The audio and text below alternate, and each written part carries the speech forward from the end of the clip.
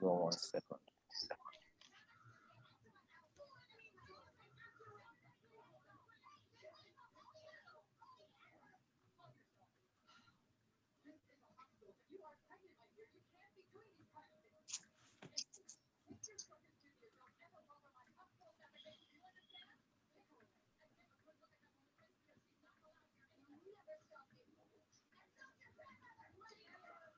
Okay, good. So jumping in directly to our usual house rules, we're going to have to mute all mics. I don't know why. I think I thought I muted everybody's mics, but maybe that didn't really work out. Let's see. So you'd have to mute all mics just in case I was not able to mute your mic.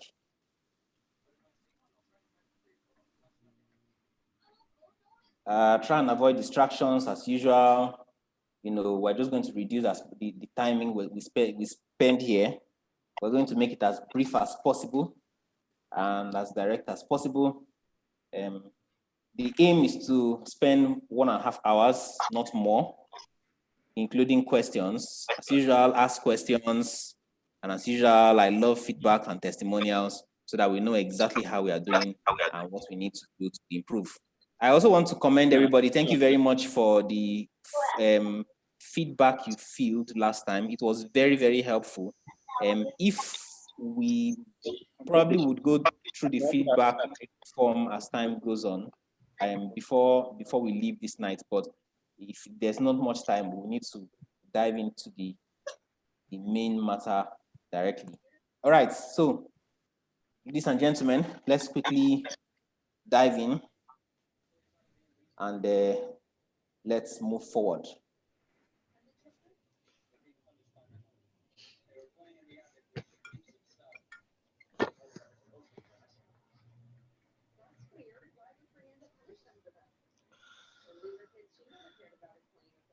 Jim,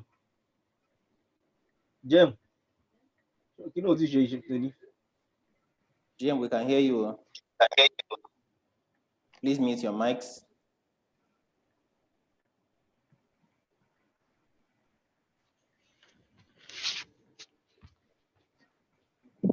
All right, so today we are going to look at Vlookup and Vlookup, HLOOKUP, conditional statements, and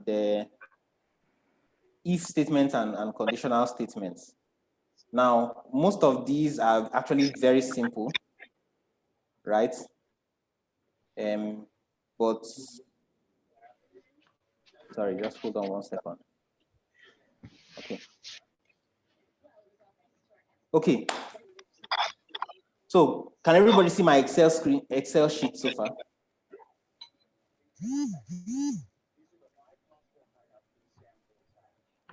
Yes, I can. I can see from here. Okay. I can see from all here. right. Nice. Very nice. I can see the sheets. Okay. Good.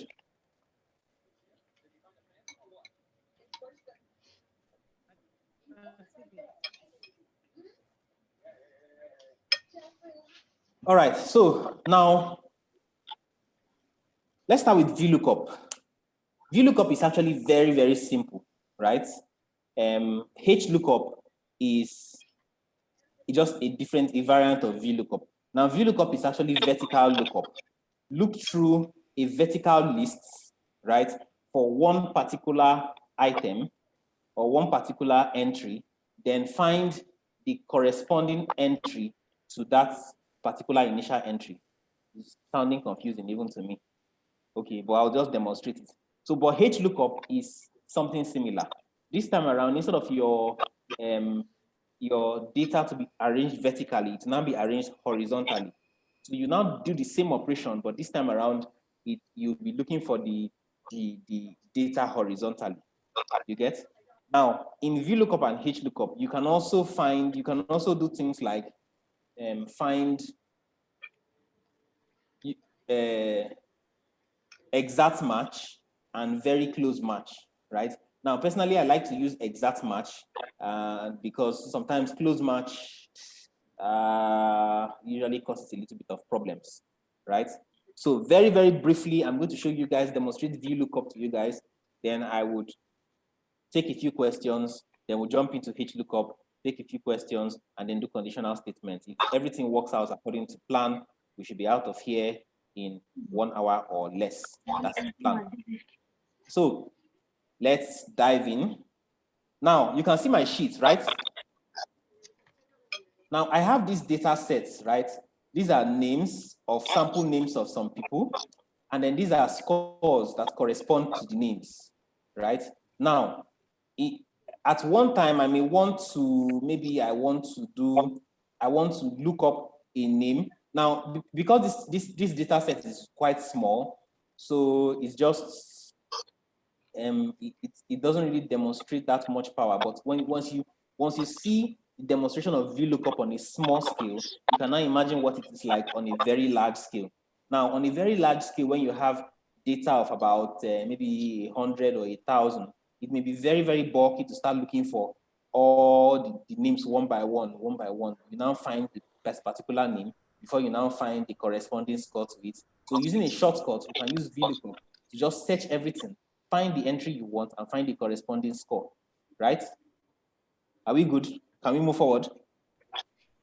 Hello, sir. Yes. Please, can we use a much larger figure? Because this one now looks so small Tiny. to manage. If it's a bit larger, maybe we Okay. understand the intricacies. So if we All right, see a larger one, we can. Is it larger in terms of zooming like this? No, not in terms of volume, in terms of volume. Oh, okay. Okay, but it means we'll probably have to do a little bit of extra typing. I just wanted to, okay, you know what? Let's just demonstrate this first. Then maybe we'll try and we'll just add more. All right, so now, for us to do it, I should zoom? Zoom out here so we can see. Okay, okay. That was why I recommended the laptop. Is it better? Yes. Yes. Okay, all right. It's okay. So now, here's what I want to do, right? First of all, let me color this cell, right? Let's color this cell so that it will be like our reference cell. This is where we want our initial figure to be, right? Then this is now where we want our answer to be. Let me just put it as outside borders only, right? So let's say search and score. Let's leave it like that. Now, this is where we want our answer to be, right? So let's write, it's inside here, we're going to write our formula, right? Okay, so to do vertical lookup, here's what we'll do.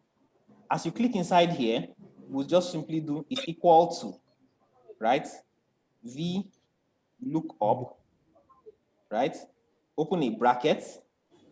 Now, the first argument we need to write is the lookup value. What's the value that we want to look up, right? That value we want to look up, we're about to put it inside this yellow place. So let's select this yellow place as our, where we want the value to come from, right? Then we add a comma. Now the next thing we need to add, you can see the help is even showing you directly here. The next thing we need to add is a table array. Okpeyemi. Whose mic is on? Is it possible for you to mute all? Okay, just 1 second. Let me take care of it. Okay.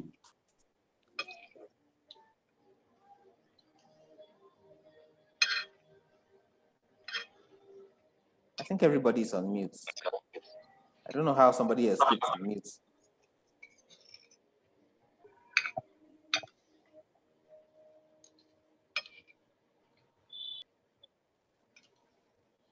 Okay.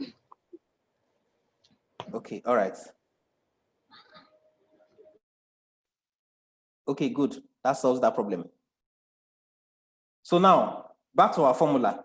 It's equal to VLOOKUP F5, which is this cell where we want to enter our values, right?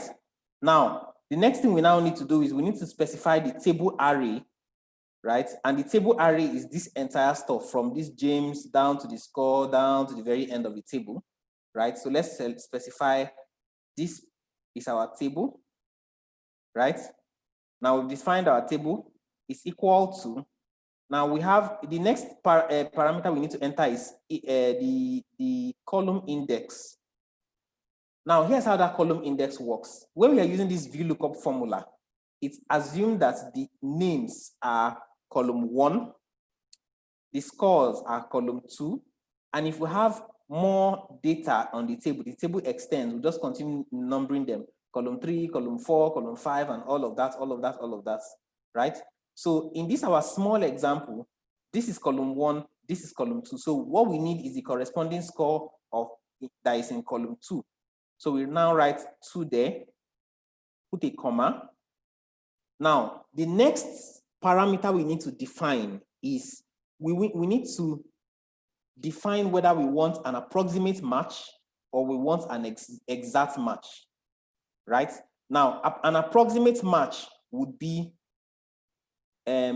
if anything that looks like what we've entered will be shown in our results.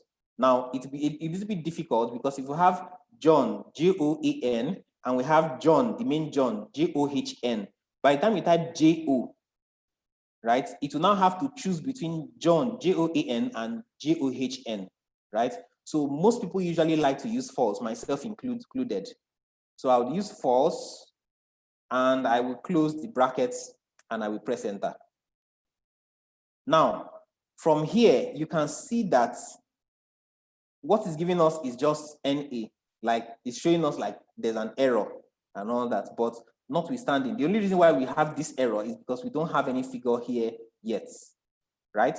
Now, we have put in our full VLOOKUP formula. You can see the formula here, VLOOKUP, the cell, we've defined the cell where we want our initial value to come from. We've defined the table range, which is B3 to C14. You can see it here, B3 down to C14. We are specifying column 2, right? We want the corresponding value of column 2 to be inside this score, and we've told Excel to only show us an exact match and not approximations and very close matches, right? Now, let us test out this formula now. If we now come here and now write BC, right? What Excel will do is that it will look through all these names, look for BC. By the time it finds BC, it will now come and give us the corresponding value, score of BC inside this score cell, right? Now let's check and see if it's going to work. Voila, and there we are, right? I'm sure somebody's going to tell me to go over it again. Let me see. Does anybody want to speak?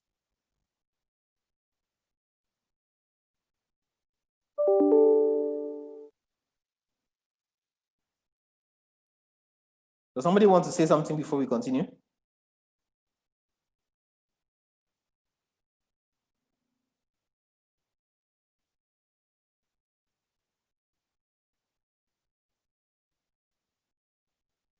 Okay, all right, fine.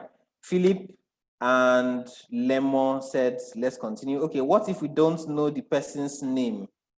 Okay, go over it again. Okay, no problem. There is...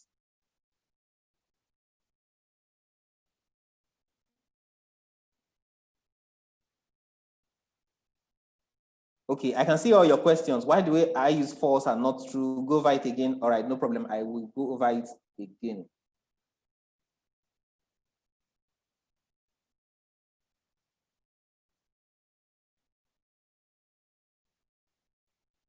All right, so now, let's start again, right? Let's start this whole process all over again. Now, with VLOOKUP, right?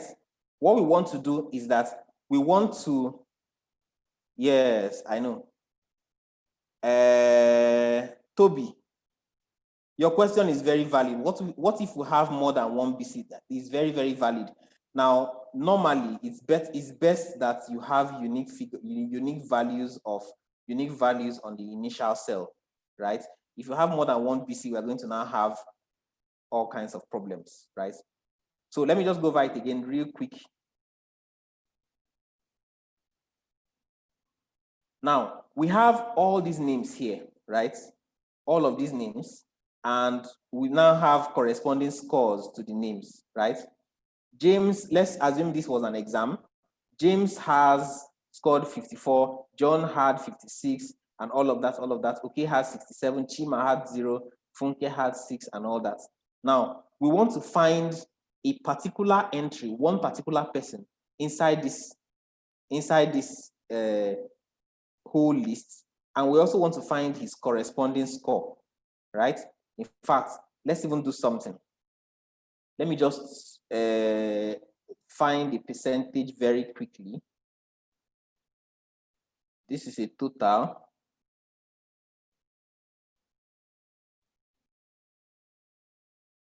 And let's say this is equal to this divided by 546.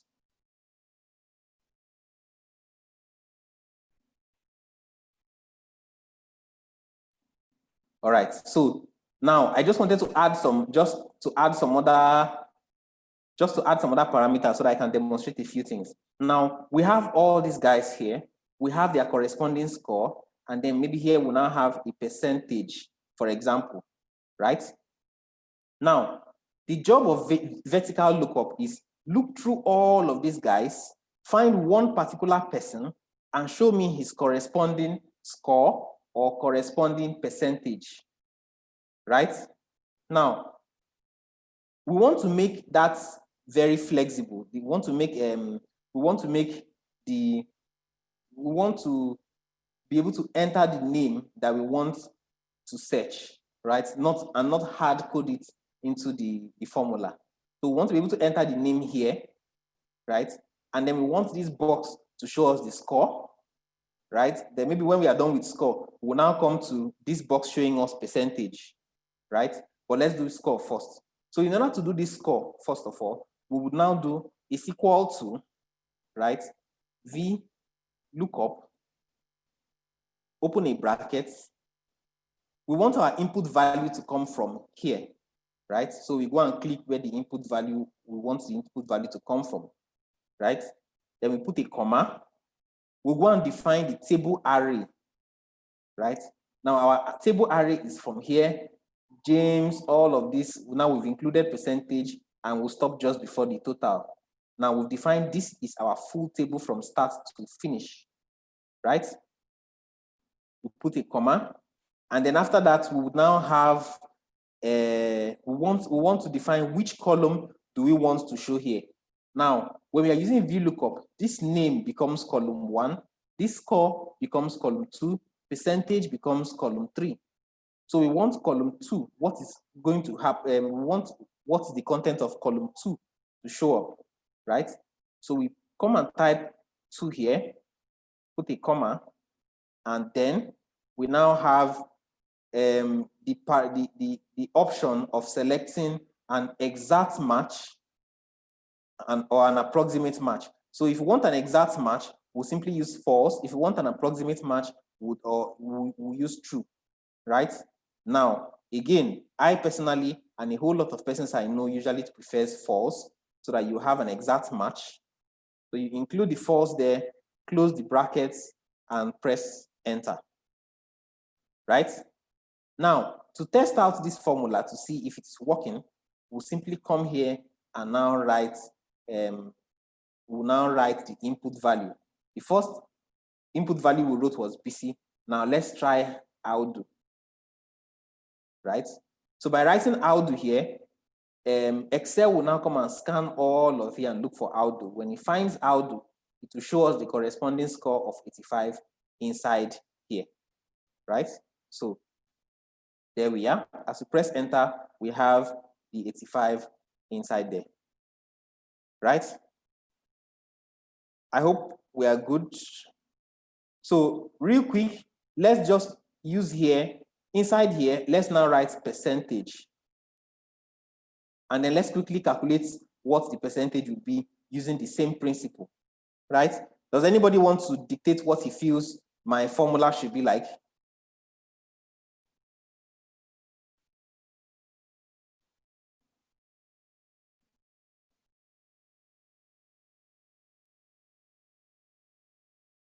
All right. Njideka Nwabweze. 1 second, let me mute your mic.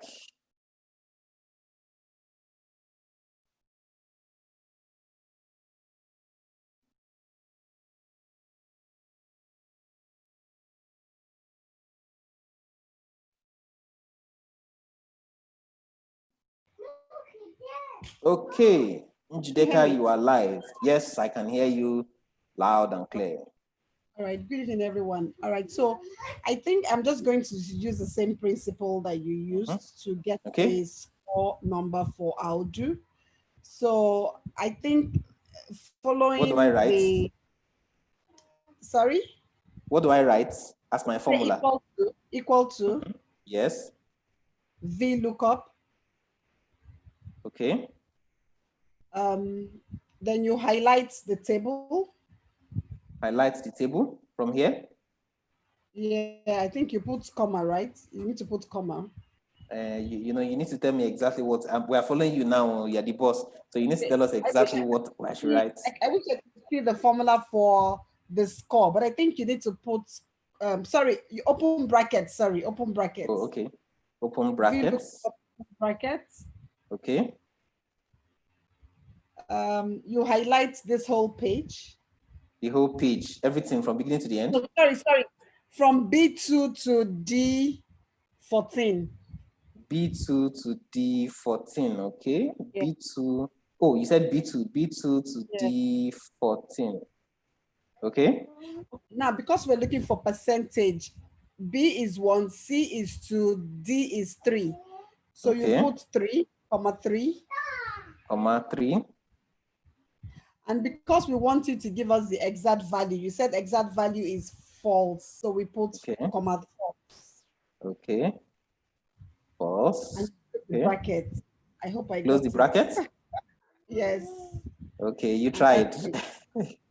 Does anybody want to make a comment before I say anything? Please indicate in the chat. Oh, somebody, Madam Chinenye. She gave us a whole formula. Emmanuel Ogaji gave us a whole formula. Oh yeah. Okay, Madam Chinenye. Wait, let me enable your mic.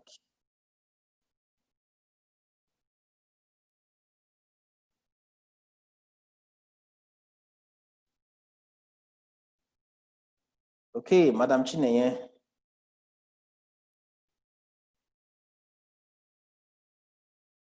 Madam Chinenye, are you still there?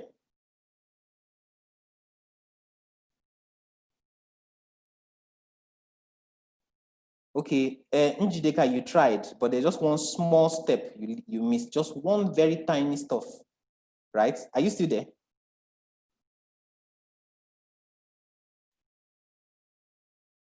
Okay, all right. So Njideka tried, right? But she missed a step, which was actually very critical. Now, she said it's equal to Vlookup B2 to D14, which is she just took the whole of this table. 3, she wanted to do column 3, 1, 2, 3, which is percentage, which is actually correct. Yes, I'm here. Okay, all right, cool. You just missed one small step, which is the input value. The input value. This guy. Okay. You didn't add the input value. So if I press enter here, I'm going to get one huge error. Voila. Okay. Yes. So here's what we needed to do, right? It's just here. You just need to specify this guy, Audu, right? Then you put a comma, and then you now continue with your formula. Okay, right? Thank you. And I usually like to have my table to not include the header, the headers, because it would, if you include the header, it will now be searching for Audu in the headers as well, right? If you accidentally type name to show you name, score, and percentage. Otherwise, this is actually fantastic. Now, the reason why we have 0.15% here is this is actually correct. Audu is, where is it again? Yes, Audu. Audu, we just converted whatever is in this cell to percentage format. So if you want to see exactly the same thing, we'll simply come here and we will change this general to percentage. And voila, we now have 15.57%. Okay, so any extra confusion? Okay, yes, I understand now. I made a mistake. Instead of G7, I put in, I entered F7. Okay, I got my mistake. Thank you. Okay, all right, good, very good. All right, so I hope nobody is confused so far.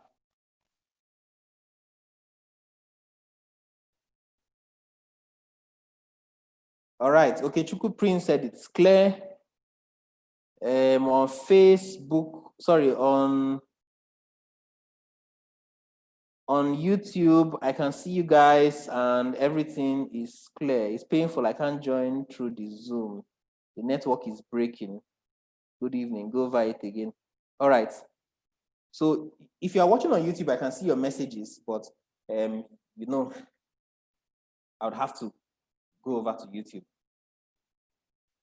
All right, so now HLOOKUP is exactly the same thing, right? Sorry, hold on 1 second. Let me just make some changes.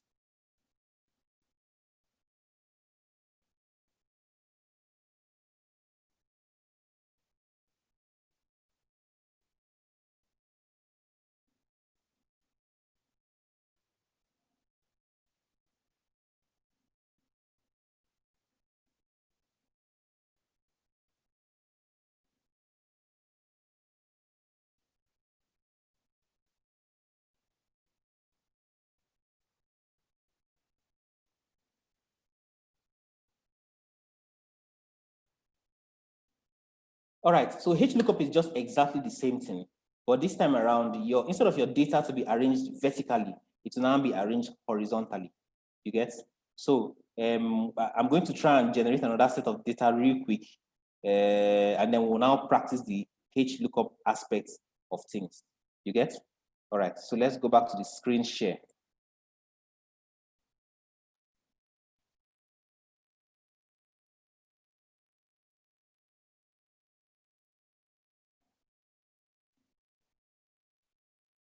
There's supposed to be, okay, just hold on 1 second. Ooh. All right, let's do it the hard way. James, so we can have names would be James, John, Mary, Musa, okay, Ola, Shima, right? Now, the score would be, let's just have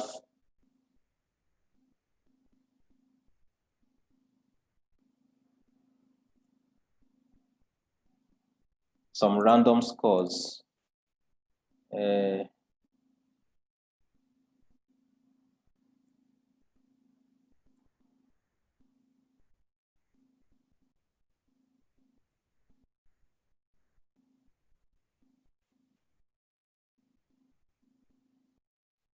All right, so now again, HLOOKUP is the exact same thing, but this time around, everything we're doing here and calculating them vertically, checking for them vertically, we'll do them horizontally, right? So let's try and do our small calculation. Now, let's put our figure in here. Let's make it yellow. Score, name and score. So now again, here we would say HLOOKUP. We want our data to come from here, put a comma. Then our table is going to be all of this. We'll put a comma again. Now, instead of our rows to be vertically, our rows will now be horizontally, right? So now this is the first row, this is the second row. So we want this, so it to be on the second row, and once again, we want an exact match. Hope I got it correctly. We want an exact match. All right. So now, to test it out, right? If we type OK here, we will get the corresponding score for OK, right? If we change this and type Mary, we will get the corresponding value for Mary. Okay? Any confusion?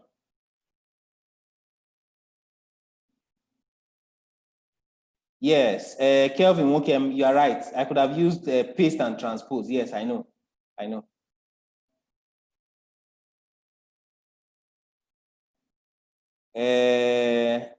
So Bello,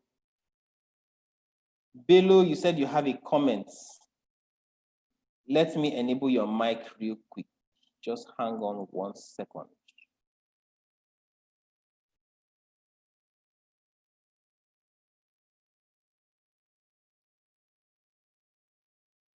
Bello, I can't find you. Okay.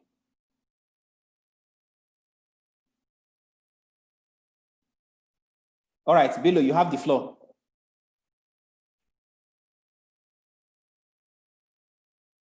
Hello. Yes, Bello. Good evening, everyone. Okay, Mr. Wiki. Yes, sir. Okay, my comment is about how to use tool sheets, because that's always been my issue, like how to use multiple sheets to do that, because probably I generate report from SQL, and so I try using bringing SQL data to Excel, then I always have issues getting tool sheets, like looking up values from tool sheets. So I don't know if that is going to be part of what we're going to do today. Looking up values from two sheets. Yeah. Okay. Can you give me an example? Because there are many ways to approach what that. I mean. Yeah, what I mean by two sheets is that you have a data that have been sent by your boss, and then you have a data from the business unit, like the branches. Okay, so you want to now check the value from your boss with that from the business. That's not going to make up two different sheets in a workbook. Okay, so you want to do VLOOKUP for two of them at the same time, and they are in the same file, right? Yes, and they're identical. Okay. Well, there are many ways you can approach that, right? There are many ways you can approach that. I wish I could see the data. It would be easier for me to say something. Do you have the file close by? Can I see the headings of the data? Well, it's the confidential data, like that's why I said the headings alone. Oh, okay. Okay, let me show you, for example, now for let's say we have premium receipt, premium receipt, branch, underwriter name, location, and the amount received. Okay. Okay, so in the other report very good. That is not sent by you have exactly the same thing, right? In the second report, you now have exactly the same thing, right? Yes. Okay, good. Here's what I would suggest, right? I personally, here's what I would suggest. I will create an extra column, right? And in that extra column, I'm going to call it source. You understand? You call it what? I will call it source. Call it what? Source, like the source where the data came from. Like this one came from the branch, this one came from another source. Okay. Right? That's what I personally would do. Now, when I now create that column source, so the one from the branch, it's just easy. I'll just populate everything at once. Then the ones from the other place, I'll just do the same thing and populate everything and give it a unique name. Then I'll now take those two data and now put them together on the same sheet. You understand? Okay. I don't know. Shall I demonstrate it? Yes. Please, okay, let me just quickly demonstrate it. I hope you guys don't mind, though.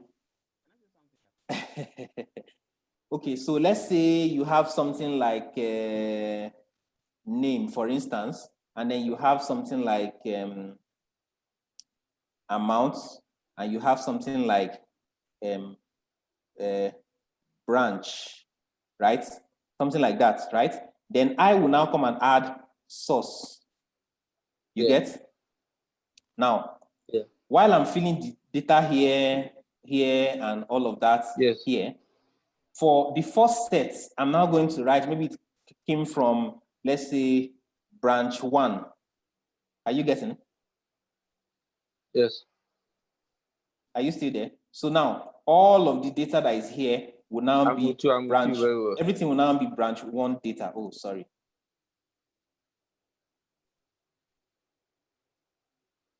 You get? So everything here will now be branch 1 data. You can see my screen, right? Yes. Okay, good. So now, the second set of data, what I would now do is that I will now call it branch 2, for example, right?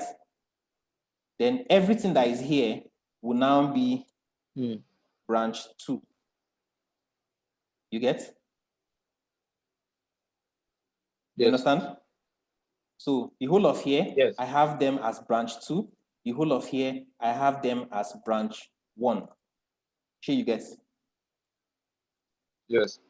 Now, this source is going to help me to sort 2 of them. I can afford to just simply do something like, I can just create a filter here, and then I can now sort. If I want to sort everything by branch 1, voila, I have everything branch 1. If I want to sort everything branch 2, I have everything very easy. I have everything branch 2. You get? Now, if I now want to, the reason why I'm doing this is that I want to do a VLOOKUP, for instance, and look up both branches at the same time. You get? That's what you're trying to achieve, Abi.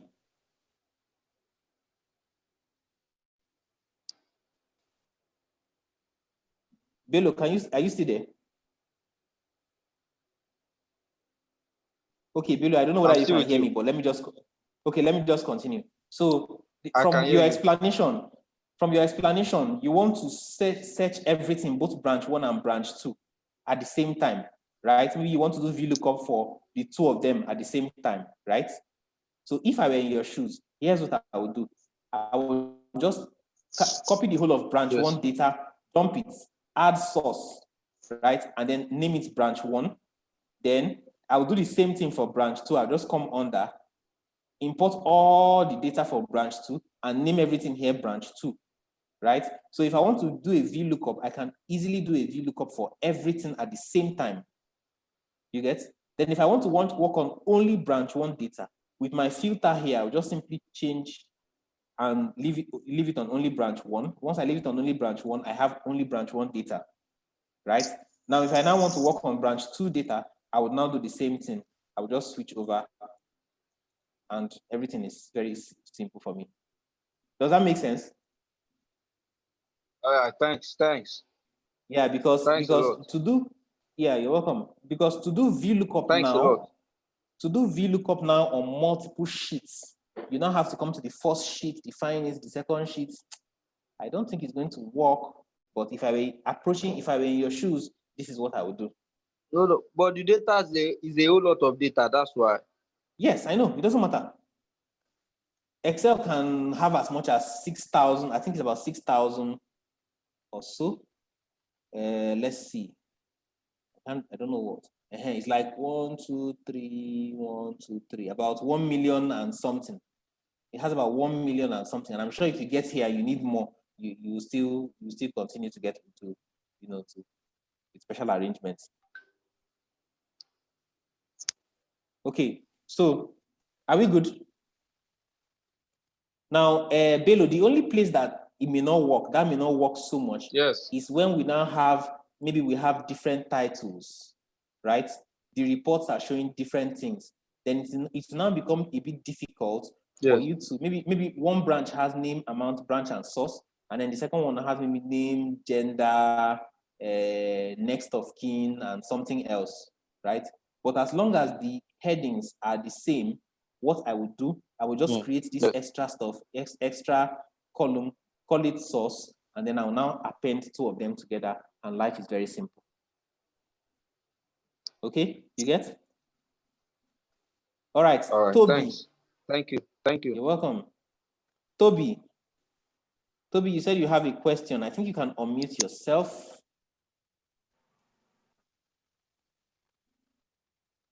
All right, Toby, you have the floor. Okay, thank you very much for this evening. Okay, my question is similar to what the other guy just asked right now. Yes. So in my own case, I had similar issue. So I had two files. I had my own file, very few. But meanwhile, they sent me another file having very huge data sets, like 1,500 rows and several columns. And the question was, find which of these lines belong to you.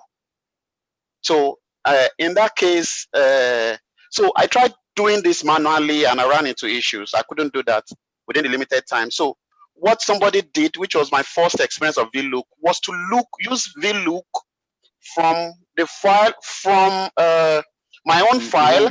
Okay. Yes, no, the one I have, to search through the large file. Then you now replace those lines with something to indicate that these are mine. Okay. You understand what I'm saying? Yes. So is it possible we compare, just like comparing two files and indicating the one that belongs to the file, I mean, that I have? Okay.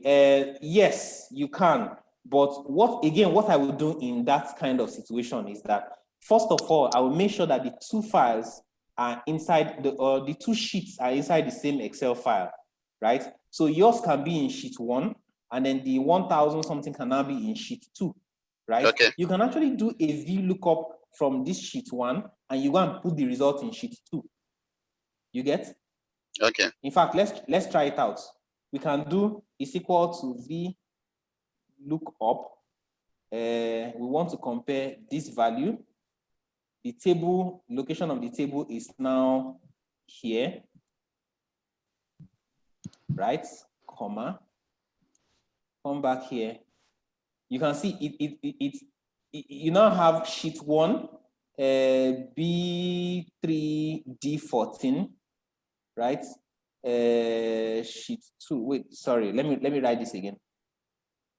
VLOOKUP. Open a bracket. This, comma, sheet 1, we want here to there.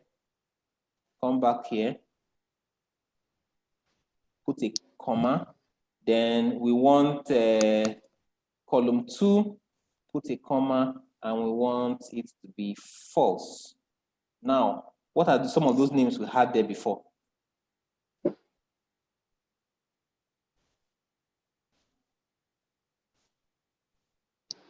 We had what again? We had John. Okay, wait, let me do it again. Hang on 1 second. VLOOKUP. That's my table array is here.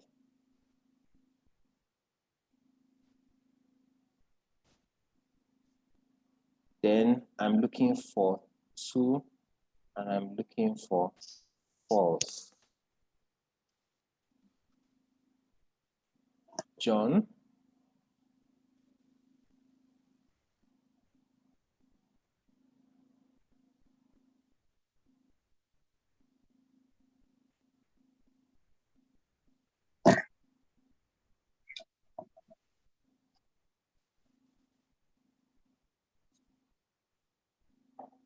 Okay, just hang on 1 second.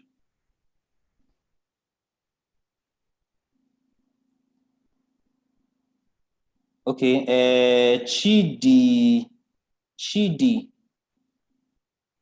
Oh, you said case sensitive. No, it's not.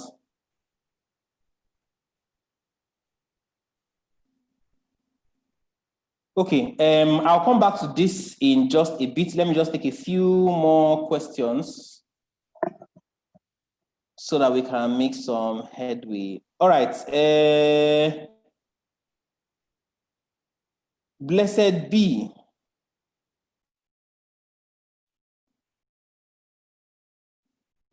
Okay.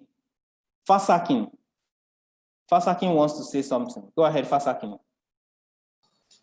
Okay, good evening all. I don't know if you can hear me. Yes, I can hear you loud and clear. Okay, I was just trying to make a comment on what I forgot the person's name that talked about the VLOOKUP. See, take for example, I also do VLOOKUP, and I do compare, I do from two sheets, two different Excel sheets. Yes. I think what the Bello was trying to say is the fact that, take for example, you are going to have a unique identifier on the two separate data he has. Take for example, he has a data that doesn't have marketing, maybe percentage performance of the branches using the kind of scenario he painted, and he got a set of data that gives individual branch staff performances, and they want in quote the branch performance. Probably there's a set of a larger file that has a branch performance, so he's just looking for the branch performance to add to the individual personnel performance. I think my perception is that that's the kind of scenario he's trying to paint. And like he said, he has volumes of data to deal with. Yes, I think what you are trying to do is very, very good, trying to get us the basic, because in fact, the way I do my own VLOOKUP is completely different from what I've seen you do. But it has also given me insight into how the formulas get about. I understand the way I do it, but at least I've gotten something a bit different from the fact that I can just type in the formulas by myself. In fact, me, when I'm doing the VLOOKUP, I use the whole column or the whole row. You get, I select from ABC. Yes, I select from ABC rather than, you get the point. But you just made a point now. Take for example, this thing we're doing from column B3 up to B14. If you have data as much as 10,000, 100,000, you may not readily be able to scroll. For you, definitely you might find your way around it. But for some laymen, like most of us, you probably can't find. You get what I'm saying? Yes, I do. You probably can't be readily dragging this cursor up to from 10, the beginning to the end. 10,000 sheets, yes. Okay. In those cases, I just probably just use from A, B, C, D from the beginning of the column or from the beginning of the row. Yes, I get what you're trying to say, right? So instead of having to come and drag from the beginning and drag to the end, you just come to B, select B, C, D, and all of that. Yes, I get. You're right. You're right. Okay. So let me not take much of it. I see some people already complaining because they thought this old scenario is too much, as in we're wasting some other people's time. Well, no matter how much you think you have, from what you have done or today, I've learned one or two things already. You get what I'm saying? That's why I've been wanting to make a comment on that guy's presentation, so that we could actually merge it together. Yes. Okay, thank I'm you very actually much. looking at my system, looking for a big data to probably send to you so that you can. Yes. Okay. We last week we did what was it? We did a larger data, and we did tables. We need I wasn't actually there last week because my friend had just told me about it, so I said let me just join. Okay. But we're doing we're doing this comparing two sheets, right? We're trying to pull from one sheet to the other. But FASTACking, right? FASTACking, I think the initial bone of contention was two separate files, right? When we have two separate files, maybe a little bit tricky to work with, right? So again, what I prefer to do is I'll pull two of them to the same sheet, then I can now work from there, right? Now, once again, let me demonstrate the VLOOKUP on a different sheet, right? Now we have this VLOOKUP. We want to search here, put a comma, then our table array, we'll go and pick it from the whole of here, right? And then we'll now put a comma, put column 2, put a comma, false for exact, close it, and we are good. So if you come here and type the name of the person, you will get your figures instantly. Now 67 for OK corresponds to OK 67. If we wanted the percentage of 12.2%, we'll simply come and instead of 2 here, we would now add 3. And of course, it's going to give us this in decimal. So we'll now simply change it to percentage, 12.27%. and this is 12.27. Yeah. Okay, so are we good? Yeah, I'm fine. I'm fine with what we've been doing. I just wanted to. All right, so kind of see. Yeah, okay. Does anybody want to add to ask another questions before we dive into conditional statements?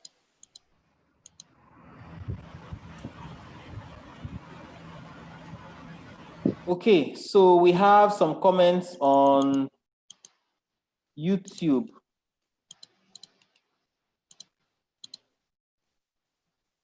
Okay, all right. So in the absence of questions, let's move forward. I should repeat the percentage formula. Clemenson. Okay, percentage formula. Which part is the percentage formula again? Okay. Now, Clemenson, here's what I did for the percentage formula, right? In here, right, we have, okay, let me use this place. Now, what I did initially was I just did is equal to this, what this value divided by, I just took this random, this value here, 546, right? Now, initially, if I set this as general or number, it just gives me a fraction here. You get? Ordinaka, just hold on 1 second, I'll get back to you. So as I drag this down to the end or just double click and it gets me on my figures, I can now take the whole of this place and set these cells as a percentage by doing that. You get? Percentage is actually comparison of a fraction. Like what I'm doing is this divided by the total times 100/1, right? Okay, Clementine, are you good? Do you have any more confusion? Okay, Clementine said it's good. Ordinaka, you are live. Go ahead, Ordinaka.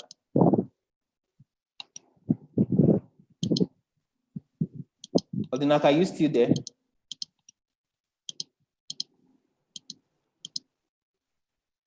Okay, so while Ordinaka is trying to, okay, Ordinaka is here. Go ahead.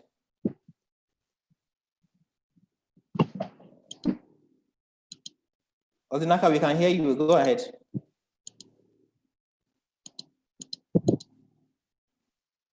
Okay, something is wrong with Ordinaka's connection. Maybe we'll get back to. Okay, can I say something? All right, go ahead. Go ahead. Okay, just a quick one. Thank you very much. Yes.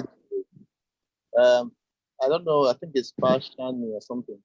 I don't know. The guy asked about, if he has a large data. Yes. Right? And he will be dragging with the mouse and all that to select them. Mm-hmm. So you can actually use a short code. Shortcuts. Yeah, shortcut. Yeah, Control Shift, then the arrow key. So if you do Control, to jump to the right, end. Yeah, the right arrow key, jump to the end, then the down arrow key, jump to the down, last part of the row. Okay, I don't know who that was. That was Bello. I think that was Bello. Yeah, so it's me, it's Femi. But you know the truth is, if there's a line that breaks the Excel in between, it stops at the point where the line breaks. Take for example, in between Musa and Aldu, if he has a line, if he has an empty cell, that formula you are using would actually stop at Musa. Yes, but so you at that point you will not be capturing the old data. Yes, so but no, just keep pressing the arrow key. Right now, here's what I'm doing. Right from James, I hold Shift Control and I press down, and it stops at Musa. If I press down again, here's what happens. It jumps to the next place. If I press down again, here's what happened. It jumps down to the end total here. You get? So you can do the same thing going left. You can just jump, and you can see it has jumped to wherever the data stops. If I press it again, it will keep going. Oh, it has reached the end safe. Yeah. Okay, that's clear. Thank you. All right. So are we good? Who was that? Blessing. Blessing. We are actually focusing on the objective. The thing is, according to the feedback we got, we decided not to bite too much. You get, so that we can take some questions and some interactive, comments and all that. We just have one more thing to do, which is the if statement, the if statements, yes, and would wrap it up. So I think we're still making very good time. We're making very, very good time indeed. All right, so in the absence of other comments or questions, let me just quickly jump to conditional statements. Then we would take some questions and we'll take off. Now, conditional statements is very simple, right? It's just, let me remove this so that I'll add it here. It's just if something is equal to something, or if a condition is fulfilled, do something. If it is not fulfilled, do something else, right? It's just very simple. If a condition is fulfilled, do something, otherwise do something else. Now, as an example, right, here we can find scores that are above 60, right? Now, here's what we'll do. It's equal to if, open a bracket, the score here is less than 60, for instance, right? Now, this is our condition. If this is our logic test, if whatever is in C3 is less than 60, then we put a comma. Now, what happens? What do you want Excel to do if that condition is true? We will now define it here.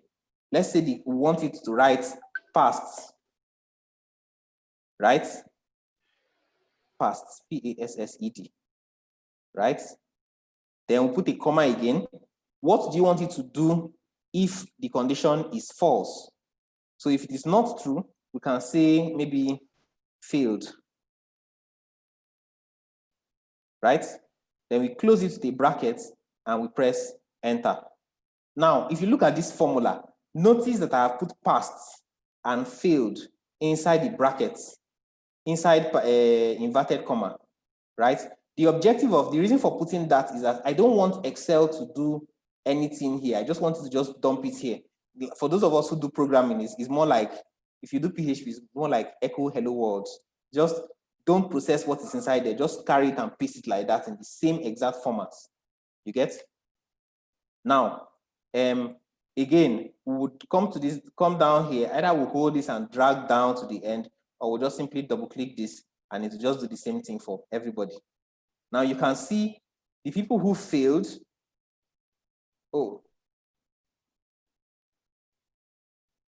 Oh, sorry. I think we made a mistake. If C3 is less than, let's change the sign.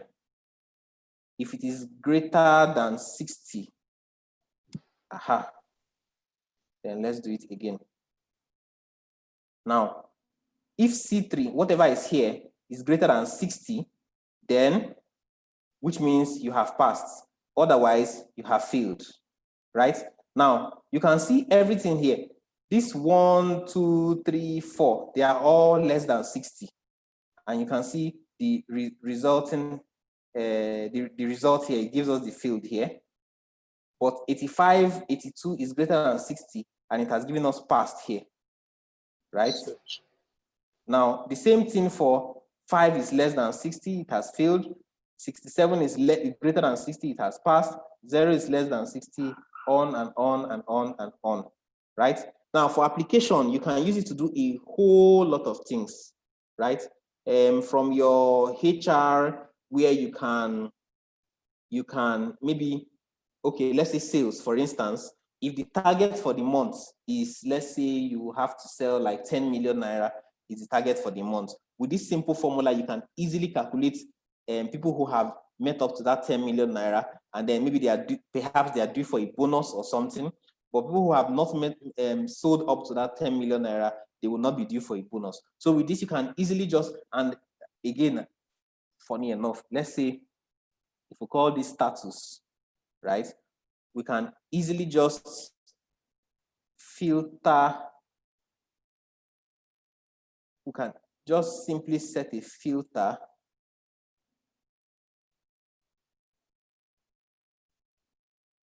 Can simply set a filter, and then we'll now look for all the people who have passed. It gives us the small short list. Look for all the people who have failed.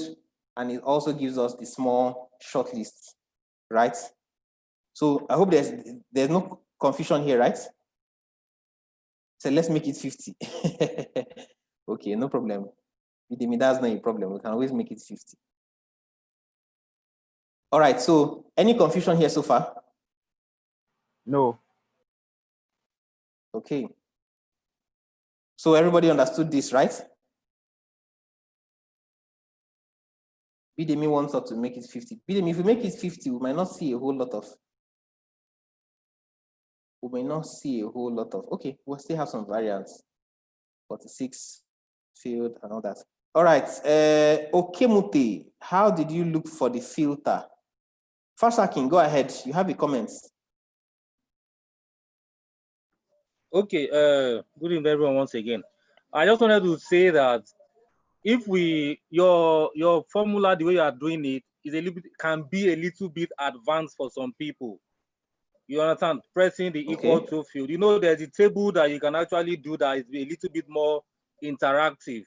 Okay. So probably the people that are using it for the first time or that might find it difficult a bit to try and, I don't know if you get what I'm saying. Yes, I do. Okay, I'm but sure you understand. Yeah, but you know, one thing with Excel is that most times the formula is usually what you would see in practice, right? Yes. So it's probably better to just get used to the, I don't want to say difficult, but I just want to, maybe what you are going to see more often than before you now. So once you understand what you now see in most cases, it's going to be easier for you. But if you take a shortcut initially, so when they now give you an Excel sheet and say, oh yeah, take care of it, you may now start, looking for, and then the different versions of Excel, you may start looking for one function here and the other function there. Someone told me that she has Excel 2016 and she was looking for pivot table everywhere in the entire ribbon. So I kind of, the reason why I took this approach is once we learn like first principle, right? Irrespective of where they put maybe another version of Excel comes out and they rearrange the whole functions. Once you understand the first principle, you understand the basic formula, it will be easy for you to, just to do. Thanks, I appreciate it. Okay, Oluwole.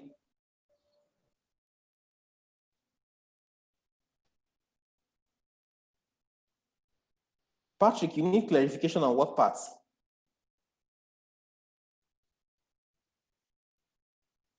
Patrick, you have the floor.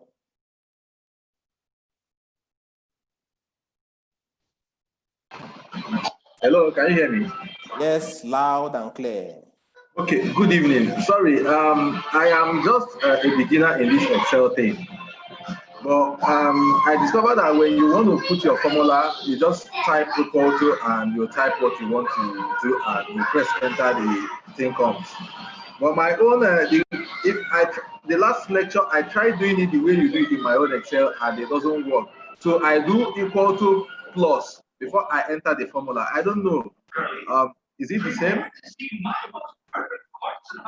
It kind of depends on the formula that you are writing, right?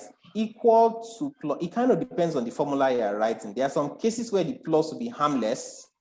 There are some cases where the plus will not be harmless, right? It depends on the formula you are doing. So let me just show you what happens, right? Now, a very basic formula is where you want to add. Let's say we want to add all of this, right? We want to add everything that is here. Let me shade it a little bit, right? Now, if I click on this cell under here, this is where I want to put the answer, right? Yeah. Now, whatever I type here is going to show up here, right? It's the same thing. So I can even, after selecting here, I'll come and click up here, right? That's if I want. And then watch what happens. I will now type is equal to, right? Now, the manual way, right? The manual way is for me to start doing, I want to add all of this one by one. So I'll click on this guy, This guy, the address of this guy is C3. You can see it here, C3, right? So I do click on C3, I'll put plus, click on the next one, put plus again, click on the next one, put plus, and continue doing it until I get to the end. That's the manual way, right? Now I've gotten to C14, right? Once I get to C14, I'll press enter, and my answer has shown up there. You get? Yes. Okay, so that's the manual way, right? To be doing it one by one. Now imagine in that case where you now did, okay, let me do what you did. You did equal to, right? You now put a plus first, right? Yes. You now start doing all of that one by one. In this case, this plus is actually harmless. Yes? Because it will still give you the same thing. Sure you get. But if you want to do something like, let me see, if you want to do something like maybe like a Vlookup, or you want to do something like another function or an if statement, for instance, if you put a plus in front of your formula, you're going to have all kinds of problems. You get? Yeah. What I'm saying here, what I'm saying, I just want to know because in my own Excel here, if I open my Excel here and type and want to do any arithmetic calculation, any arithmetic manipulation, I type equal to and say, okay, maybe C3 divided by D4. Yes. Okay. And press enter. It doesn't give you any figure. What does it give you?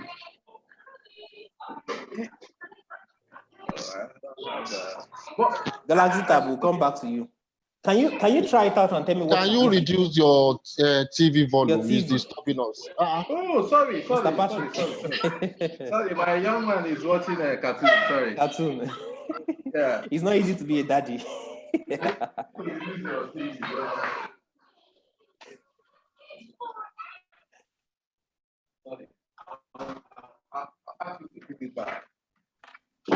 Sorry. All right, Patrick, one of the reasons why you may have an error, right, is if you are trying to divide a number with a word. You understand? Now, an example now is if I want to divide 54 by past, what do you think the answer would be? It's invalid now. It's not going to be. Exactly. Let's try it out. It's equal to 54 divided by past. It will show us all kinds of errors. Is this the kind of error you get? Yes. Hash value. Yes.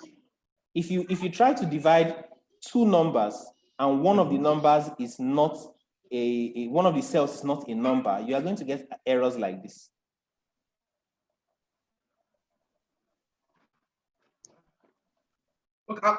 Okay, maybe let's go on. Let me not delay delay the class. Okay. Let's just go on. As soon as I open my Excel, I will call your attention to that. Maybe after the end of the exercise. Maybe when we are asking. All right, perfect. Yeah. All right, thanks. perfect. Galaxy Tab wanted to ask a question. Go ahead, Galaxy Tab. Okay. Good evening. Can you hear me? Hello. Loud and clear. We can hear you very well.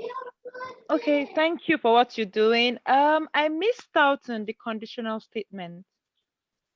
How you got the past, failed, and all that. I missed out on the formula getting.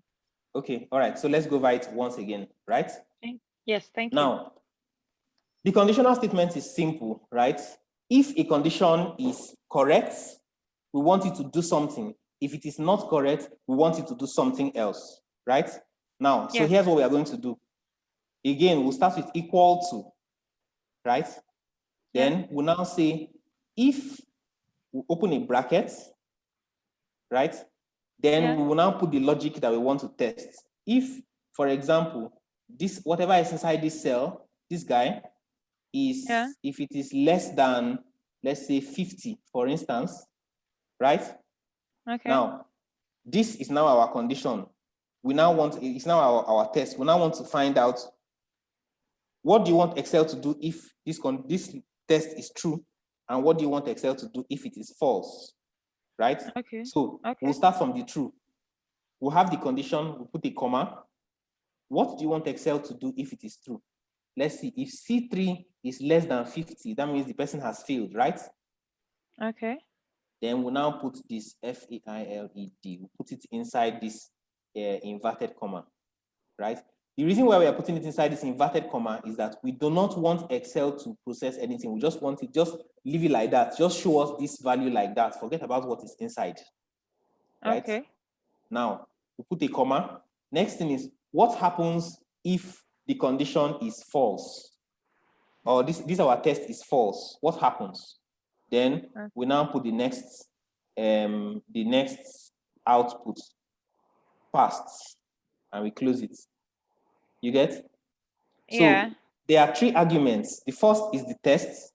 If whatever is in C3 is less than 50, right? Okay. Now, what happens if this test is true? Give us then show display failed inside this cell. Okay. What happens if it is not, this test is not correct?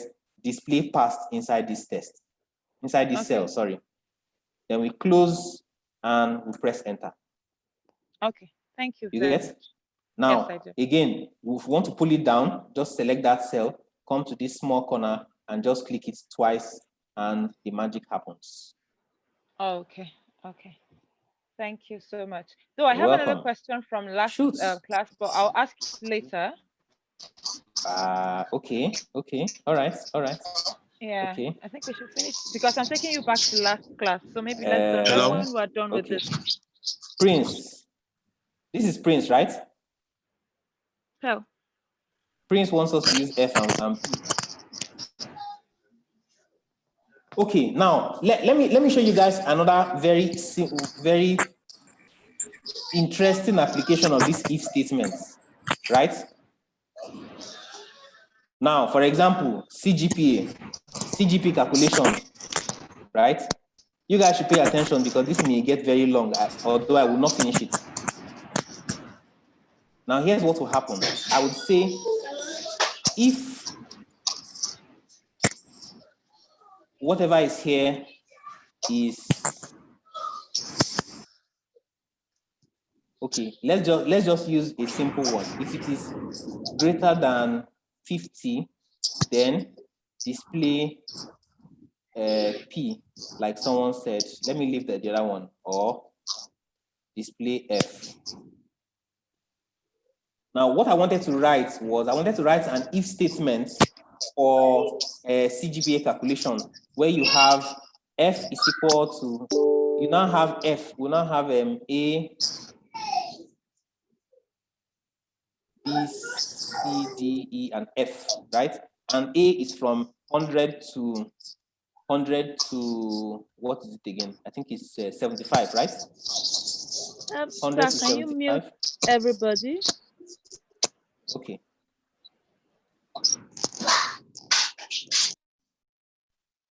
All right, so 100 to 75. B is, I don't know what, can't remember what. Okay, let me start from the ones I know. 0 to 39. E, it will now be 40 to, I think, 45. D is 46 to 50. Then C will now be, no, sorry, 46 to 49.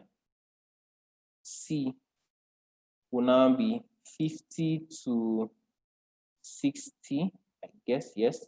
Then this should be 60 to, I think it's 70. Is it 70? Yes, so this is 70 to 100. Now, the if statement for this is going to be very, very long, right? Because we're going to have an if inside an if inside another if.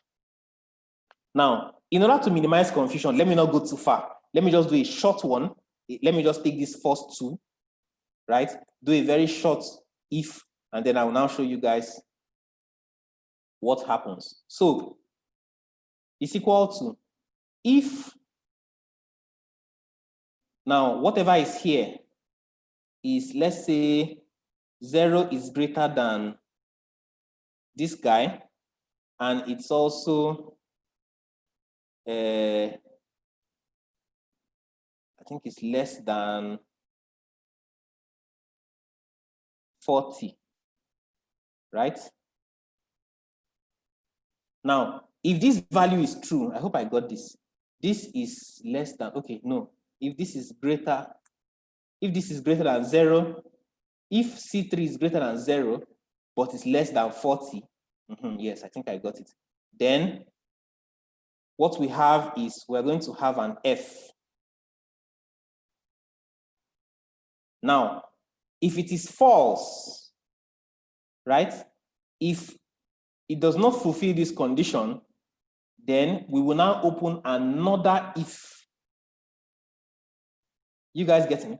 We'll now open another if statement, and inside that if statement, we will now, okay, Jafar Said, I see you. Okay, Kolade said C is 50 to 59. Okay, yeah, that's true. C is 50 to 59, yes, okay, we'll come back to it. Now, we'll now open another if statement again, right? And then we will now do the next one. So if, again, this value is 40 is greater than this value and is less than 45, right? Then it means our value will be E. We'll close it. So let me close this as, let me just say, call this past. Now I will close the first if, the first bracket of the first if. You can see this bracket is green, which is matching with this green. And then I will now close the second if. You can see it's black and it's matching with the second black, right? I am guessing there's going to be a lot of confusion with this. Oh, something is wrong, something is wrong, something is wrong, something is wrong, something is wrong, something is wrong.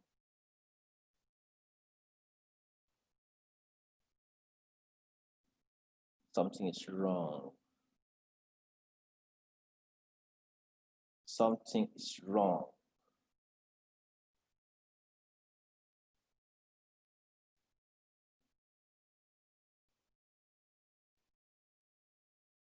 I think something is wrong. Let me try.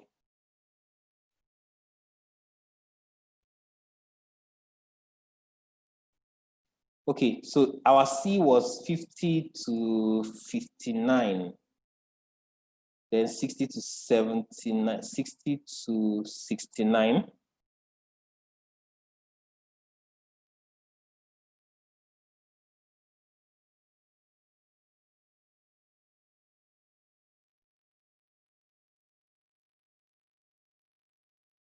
Okay, let me break it down little by little.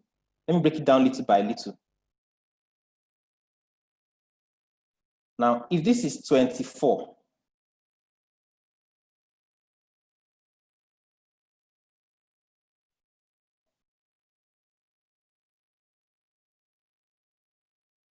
okay. Now, so here we have multiple conditions, right? I was trying to add the multiple conditions together, but maybe I'll just take it one by one. So if this value here is less than 40, right? Then put F there, right? Now inside this past, I can now come and add another if statement again to now do another comparison, right? So we continue to compare this check for the value of whatever is in C3. We'll continue to check whether it's in this range or this range or this range or this range or this range or this range, right? Now, when we now get the range, find the range in which it is, then we will now put the corresponding value in here, right? Is somebody confused?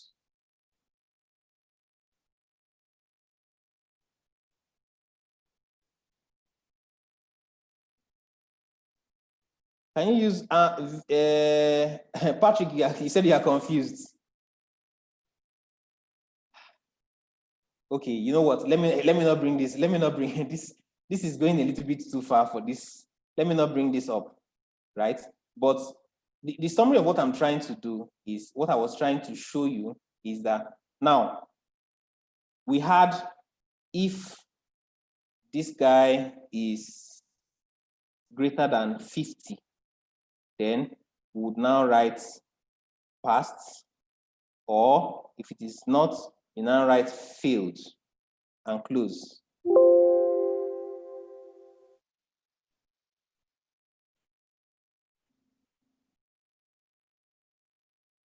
Okay, so this is what we are used to, normal, standard, right? Let's see, where's the chat? Patrick, are you still there?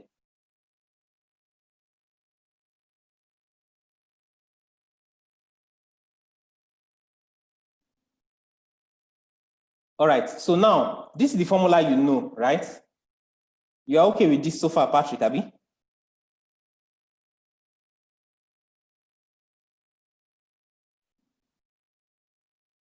Okay, all right. So now what I wanted to introduce again, right, was a second if statement, right?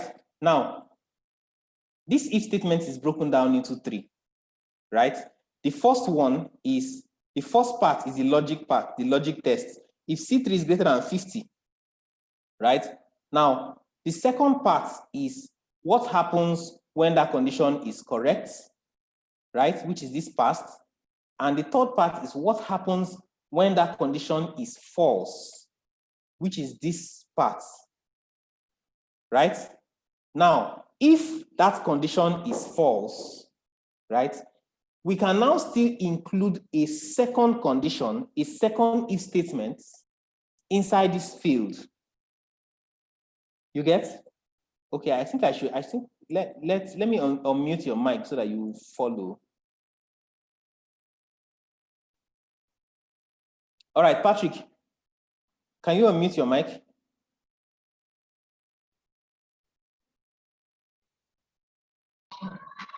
Okay. All right, yes, Patrick. Yes, okay, so now, are you getting it so far? If yes, we have three parts, the logic, the what happens when it is true, and what happens when it is false, right? Yeah. Now, inside this part that is false, right, we can still now again introduce another if statement inside this part that is false. Do you get? Yeah, I get it. So just picture everything you have here, these full if statements, and then we can now take this similar if statement and now put it inside this field again. Is it a little clearer? Yes. I didn't want to go there because of the possibility of this kind of confusion. Can you repeat this, what you just said? Eh? Can you just repeat what you just said now? Okay. The if statement would, you are clear with this part. If yes, C3 is greater than 50, then show passed, otherwise show failed, right? Yeah. Yes. Okay. So now, instead of this is good, so this is the logic test. This is the first condition. This is what you want us to show if the this condition is correct. Is made. Yeah. Yes, and this is what you want to show if that logic is not correct, right? Yeah.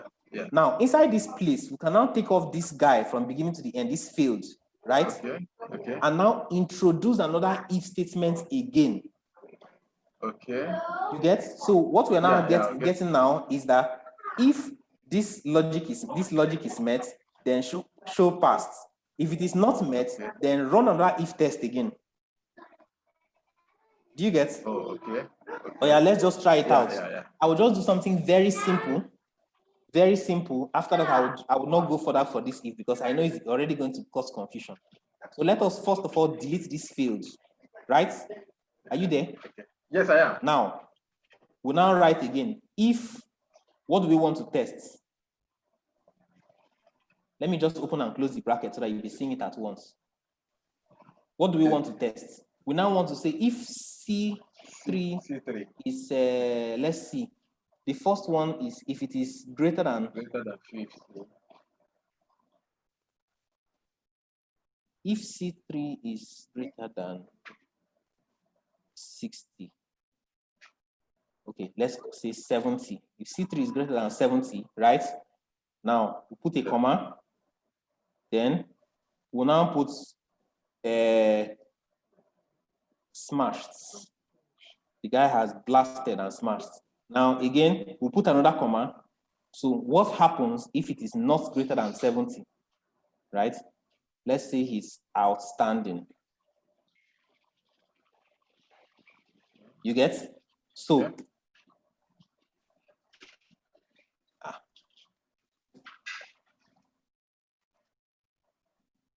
okay, let's make some changes. If C3 is, if it is less than 50, then he has passed, or let's say he has failed. Failed. Less than 50, he has failed. If it is not less than 50, it comes to the next condition, right? If C3 is greater than, let's say it's greater than 60, then he has smashed. Now, there's a space between 50 and 60 that is not captured in this. And that is now the place that would now say, okay, let's say instead of outstanding, let's call it, let's say it is average.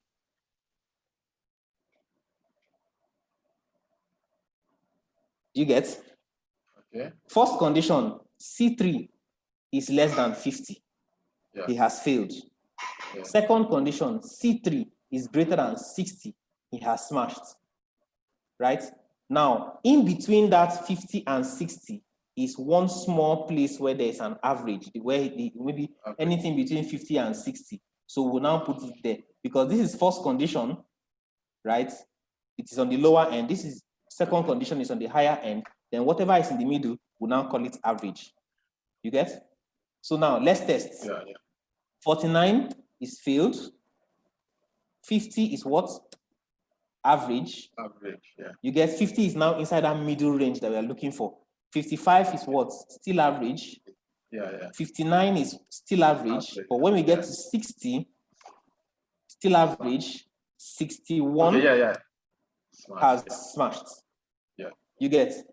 So now, this statement now, we now have, remember we started with just two. One condition and then either is true or is false, right? He either failed or he passed, right? So we now took off that second condition and now introduced another if statement inside that.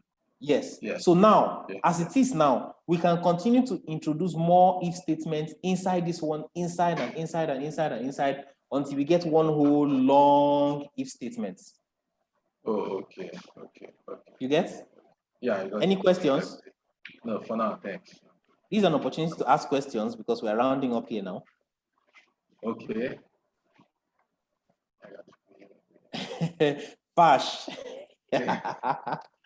Fash said, how do you expect Patrick to understand? There's so much noise and distraction. Honestly, the young man is just not allowing me to Thank you so much. But I think it's clear now. Okay, but you may not use this all the time. You may not use this if in an if, this nested if all the time. You get? But it just for the purpose of this class, just understand that you can have if statement inside an if statement, inside an if statement, inside an if statement, and it continues going until all of your conditions are met. You get? Yeah. Thank you so much. All right. So does anybody have any more questions? Because we are rounding up right now. Pearl, you want us to do CGPA?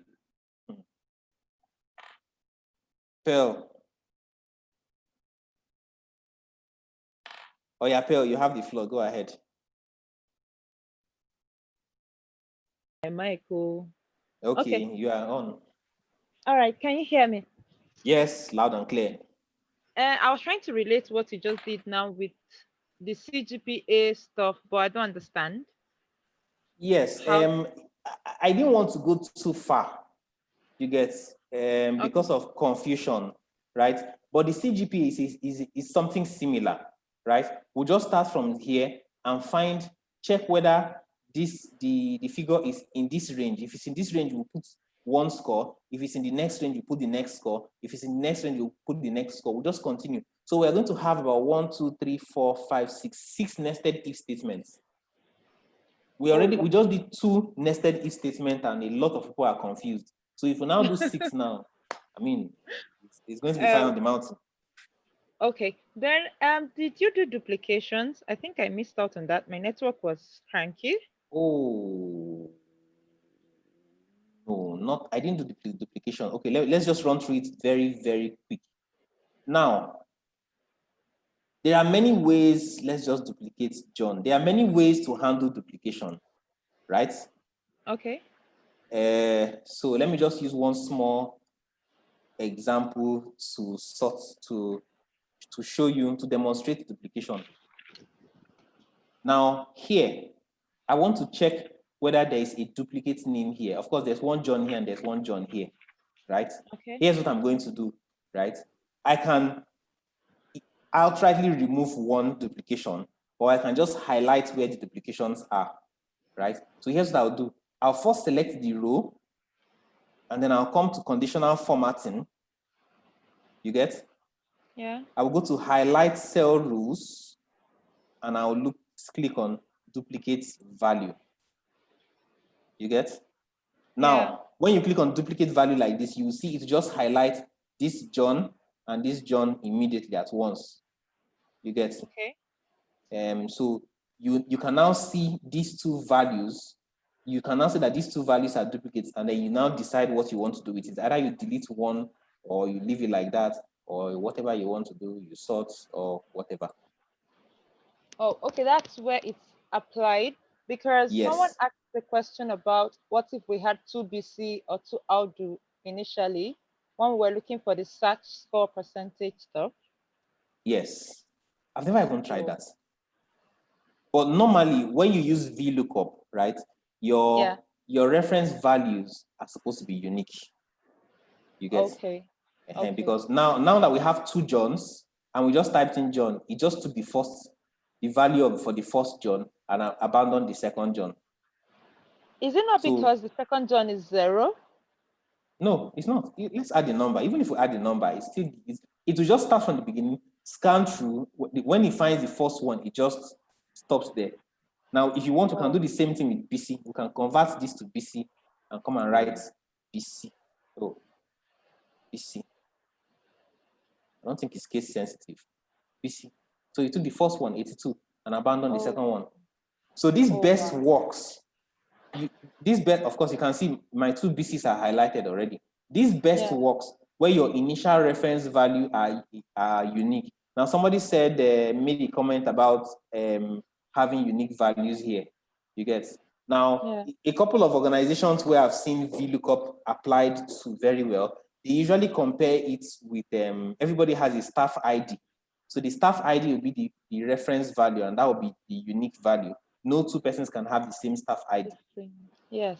So they'll just use that and then compare, and then whatever you now get, it just makes things easy. You can have 2 employees with the same first name and surname, so that may not really be a good reference. So staff ID just makes it a very good, it makes the reference a very good thing.